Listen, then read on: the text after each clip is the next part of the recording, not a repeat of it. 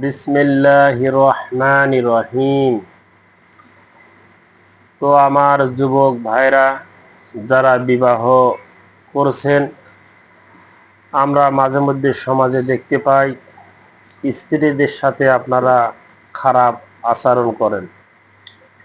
তো ভাই দেখেন, আমার এই ভিডিওটা পাওয়ার পর থেকে আপনারা আপনাদের স্ত্রীদের সাথে খারাপ ব্যবহার করবেন না। কারণ স্ত্রীদেরকে বকা দিবেন না, স্ত্রীদেরকে কটূক্তিভাবে কথা বলবেন না। ভাই, স্ত্রীদের কাছে আল্লাহ পাক সুখ শান্তি ভালোবাসা দিয়ে রাখছে, সেখান থেকে আপনারা সংগ্রহ করবেন। তো ভাই, আপনার কোটি কোটি টাকা আছে, কোটি কোটি টাকার বিজনেস আছে, ঘরে দামি খাট আছে, দামি আসবাবপত্র আছে, কিন্তু আপনার একটি স্ত্রী নাই। আপনি ভাই শান্তিতে নাই।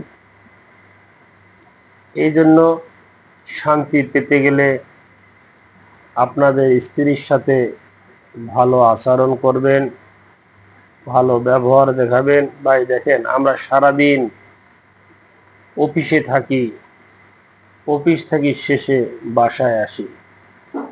তো বাসায় আসার পরে আপনার স্ত্রীর সাথে যদি আপনি ভালো ব্যবহার করেন, আপনার স্ত্রী যদি আপনার সাথে ভালো ব্যবহার করেন, ওই সারাদিনের ক্লান্তটা, সারাদিনের কষ্টটা আপনার চোখের সামনেই মিশে যাবে, চোখের সামনেই আপনি ভুলে যাবেন।